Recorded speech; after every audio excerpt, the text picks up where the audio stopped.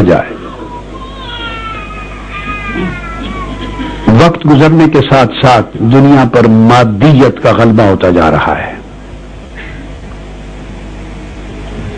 اور مادیت کا جب غلبہ ہوتا ہے تو اس سے صرف لوگوں کی عملی اور اخلاقی زندگیاں ہی متاثر نہیں ہوتی، بلکہ لوگوں کے عقائد، افکار اور نظریات بھی متاثر ہوتے. بڑی بنیادی بات ہے. یہ ایک تغیر واقع ہوتا ہے اور انسان کی فکری، اعتقادی، نظریاتی زندگی کو بھی متاثر کرتا ہے.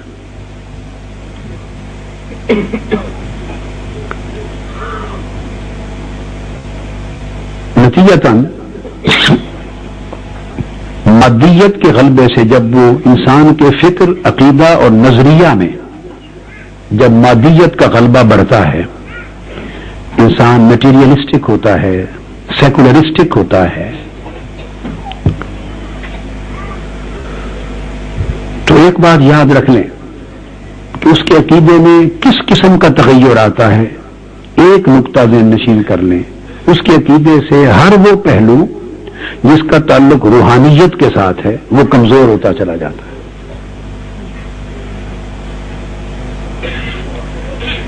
جس کا تعلق روحانی قدروں کے ساتھ ہے، روحانی روایات کے ساتھ ہے. پھر ماڈرنسٹک اپروچ جدیدیت کی، اور وہ جدیدیت بھی تجدد پسندی کی شکل میں، جس میں مادیت اور جدیدیت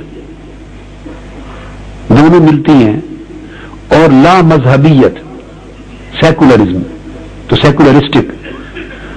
تو مادیت، جدیدیت اور لا مذہبیت، جب تین چیزیں ملتی ہیں، اور آج یہ بہت بڑا فتنہ ہے تینوں کا مکسچر جو ہماری ایمانی زندگی کو متاثر کر رہا ہے. جدیدیت ماڈرنزم ہے، ماڈرنسٹک اپروچ ہے. اب ماڈرن ہونے میں اور ماڈرنسٹک ریکوائرمنٹس کو پورا کرنے میں اصلاً خرابی نہیں ہے، مگر جب ماڈرنزم نظریہ اور عقیدہ بن جاتی ہے تو پھر اس میں خرابیاں جنم لیتی. اسی طرح سیکولر ضروریات بھی ہماری زندگی کی ہیں، ان کا پورا کرنا بھی اشد ضروری ہے. دین سیکولر ضروریات کو نظر انداز نہیں کرتا، صرف ریلیجس ایسپیکٹس کو کور نہیں کرتا، سیکولر ایسپیکٹس بھی کور، ورلڈلی دنیاوی ایسپیکٹ بھی کور کرتا ہے. مگر یہ جو سیکولرزم جب ایکسٹریم سیکولرزم بنتی ہے، سیکولیرٹی بنتی ہے، لا مذہبیت میں بدل جاتی ہے، تو اس کا ضرر ہوتا ہے، نقصان ہوتا ہے، اس سے ایمان کو نقصان پہنچتا ہے. اسی طرح مادیت، ہمارا جس مادہ ہے روح کے اوپر ایک غلاف ہے، تو روح اور مادہ دونوں کا امتزاج ہے جس سے انسان بنتا ہے. روح سے روحانیت جنم لیتی ہے، مادہ سے مادیت جنم لیتی ہے. تو اصلاً مادیت بری چیز نہیں، مگر مادیت جب فکر اور فلسفہ اور نظریہ اور عقیدہ بنتا ہے، یعنی ہماری تھاٹس کو اثر انداز کرنے لگتا ہے، ہمارے عقیدے کو اثر انداز اس پر ہوتا ہے، تو پھر وہ فتنہ بن جاتا ہے. اور جس سوچ میں، عقیدے میں، نظریے میں، جس دور میں تین چیزیں مل جائیں، ان تین چیزوں میں کچھ کامنالٹیز ہیں، تینوں چیزوں میں کچھ اشتراک ہے. روٹس الگ الگ ہیں، اٹھتی الگ الگ سمتوں سے ہیں، مگر ان کے بارڈرز بہت سارے ملتے ہیں. کئی ایجنڈے مشترک ہیں اور کئی مختلف ہیں، مگر تینوں مل کر میں نے کہا جدیدیت، لا مذہبیت اور مادیت، تین چیزیں جب مل جاتی ہیں تو ایک بہت بڑا فتنہ اعتقادی اعتبار سے، اخلاقی اعتبار سے، ایمانی اعتبار سے وجود میں آتا ہے. اور مسلمانوں کی اعتقادی، روحانی، ایمانی، اخلاقی اور عملی زندگی اس فتنے سے بری طرح متاثر ہو رہی ہے.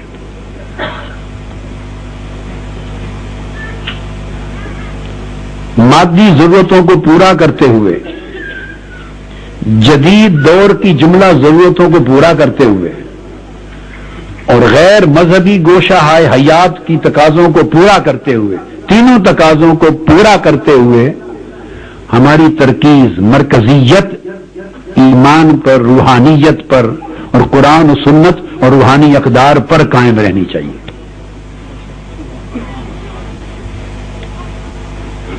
اس سے اعتدال قائم ہوتا ہے۔ جیسے خالی جسم کو انسان نہیں کہتے، روح نکل جائے تو جسم تو چارپائی پہ پڑا ہوتا ہے آپ کے گھر، مگر آپ نہیں کہتے کہ انسان لیٹا ہوا، آپ کہتے ہیں میت پڑا ہے، نام بھی بدل جاتا ہے۔ نہ اس کی آنکھ نکلی، نہ کان دو میں سے ایک ہوئے، نہ اس کی ناک کٹی، نہ ہاتھ کٹے، نہ ٹانگ کٹی، نہ جس میں سے کچھ بھی کم نہیں ہوا، صرف روح نکلی ہے۔ فقط روح نکلنے سے وہ انسان ہی نہیں رہا، آپ اس کو نام ہی بدل دیتے ہیں، میت کہتے ہیں، اس کے بیٹے بھی میت کہتے ہیں، ہر کوئی پوچھتا ہے میت کو کب لے جائیں گے، ڈیڈ باڈی کہتے ہیں، اب اس کو انسان کا لفظ نہیں دیتے، فقط روح کے نکلنے سے عنوان بدل گیا اس بندے کا۔ اسی طرح جسم نہ ہو، خالی روح ہو تو عالم ارواح میں جب روح تھی تو اس کو بھی انسان نہیں کہتے، وہ روح کہتے ہیں۔ روح اور جسم ملتا ہے تو انسان بنتا ہے۔ اس لیے روحانی اور مادی دنیاوی دونوں تقاضے بتمام و کمال اکٹھے ہوں تو دین اور مذہب کی ضروریات پوری ہوتی ہیں اور انسان صحیح ڈگر پہ رہتا ہے۔ دو میں سے کوئی ایک تقاضا چھوٹ جائے، ہاتھ سے کمزور پڑ جائے تو انسان اپنا بیلنس کھو دیتا ہے، غیر متوازن ہو جاتا ہے، سوچ میں بھی، فکر میں بھی، عقیدے میں بھی، عمل میں بھی۔ اس لیے اللہ رب العزت نے امت محمدی کو کہا امتن وسطن لتکونوا شہداء علی الناس۔ اگر امت انسانیت کی قیادت کرنا چاہتی ہے تو اسے امت وسط ہونا چاہیے، اعتدال پر قائم رہنے والی امت کہ جو اپنا بیلنس نہ کھوئے۔ امت وسط کون سی ہے؟ جو اپنا بیلنس نہ کھوئے اور جس کا بیلنس برقرار رہے، وہی ماڈریٹ امت ہوتی ہے۔ اب یہ بنیادی نقطہ سمجھا کر میں اسی بات کی طرف آ رہا ہوں کہ وقت کے ساتھ ساتھ یہ جو مادیت، لا مذہبیت اور جدیدیت، میٹیریلزم، سیکولرزم اور ماڈرنزم، ان تین چیزوں کے برے امتزاج نے، اصلاً میں ان تینوں چیزوں کو برا نہیں سمجھتا، مگر جب ان تین چیزوں کا امتزاج برے طریق سے ہوتا ہے تو اس کے نتائج ایسے پیدا ہوئے ہیں، ہو رہے ہیں، اور ہم نسلوں سے، ڈیکیڈ سے، دہائیوں سے دیکھتے چلے آ رہے ہیں کہ عقائد میں تغیر آ رہا ہے۔ ایک جملہ نصیحت کے طور پہ میں کہنا چاہوں گا، کبھی نہ بھولیں، وہ میرے والد گرامی حضرت قبلہ ڈاکٹر فرید ملت فرید الدین قادری رحمت اللہ تعالی علیہ، میرے شیخ بھی تھے، میرے استاذ، میرے والد گرامی مربی، وہ فرمایا کرتے تھے کہ بیٹے، ہر جیسے دنیا میں گھر بن جاتا ہے تو نئے سے نئے ماڈل آتے ہیں، آرکیٹیکچرل ڈیزائن آتے ہیں، آپ کی ضروریات کو پورا کرتے ہیں، اچھے ڈیزائن کے گھر رہ لو، وقت کے ساتھ ساتھ لباس ہوتے ہیں اچھے، بشرطے کہ شرم و حیا ہوں، وہ نئی پسند پرابلم نہیں ہے، کھانے نئے ہوں پرابلم نہیں، گاڑی کا نیا ماڈل آتا جائے، آپ کا 2011 اب 12 لے لیں، اب 2012 تو 11 میں آ جاتا ہے پہلے ہی، تو گاڑی کا نیا ماڈل آ جائے لے لیں، گھڑی نئی لے لیں، جو چیز بھی نئی آتی جائے لے لیں، کسی شے کے نئے لینے میں گناہ اور حرج نہیں، صرف عقیدہ نیا نہ لیں، عقیدہ وہی رکھیں جو پرانے لوگوں کا تھا۔ یہ کرائیٹیرین بتا رہا ہوں، عقیدہ پرانا رکھیں، باقی ہر شے نہیں لے لیں۔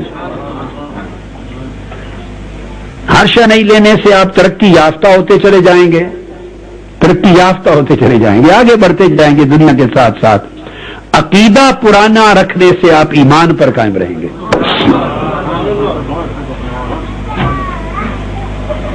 جتنی باتیں, بہت سی چیزوں کی آپ کئی باتیں کئی حوالوں سے سنتے ہیں, وہ سب نئے فتنے ہیں.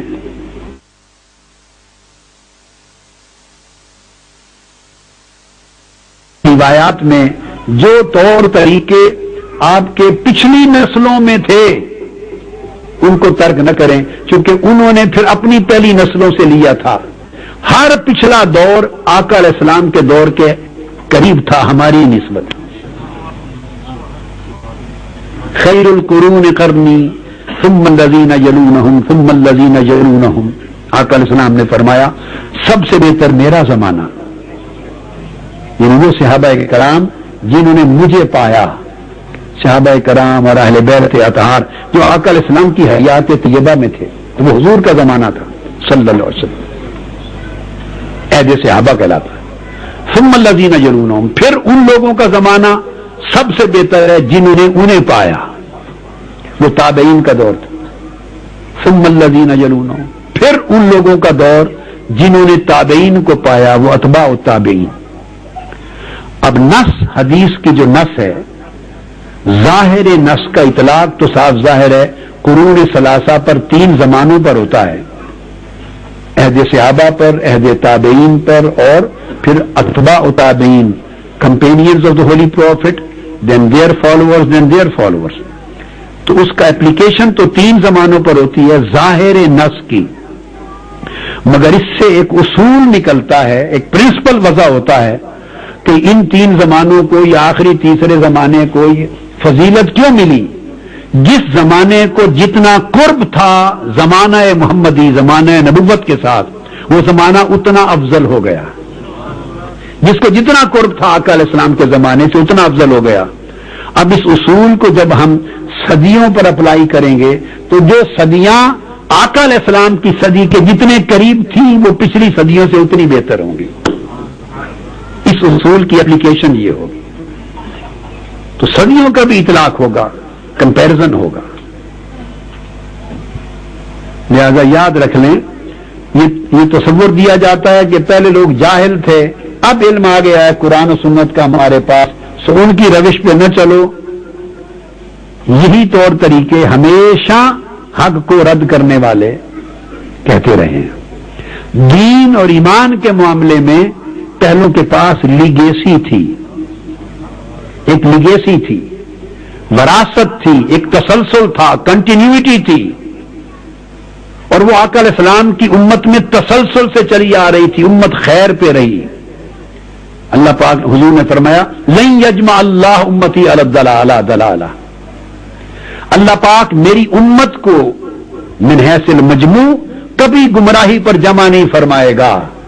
اس کا مطلب ہے کہ تسلسل کے ساتھ زمانوں میں میری امت خیر پہ رہے گی اور خیر برقرار رہے گی. تو خیر کی لیگیسی ہے, ایک کنٹینیوٹی ہے جو صدیوں سے چلی آ رہی ہے. لہذا عقیدہ وہی اچھا ہے جو پہلے لوگوں کا تھا.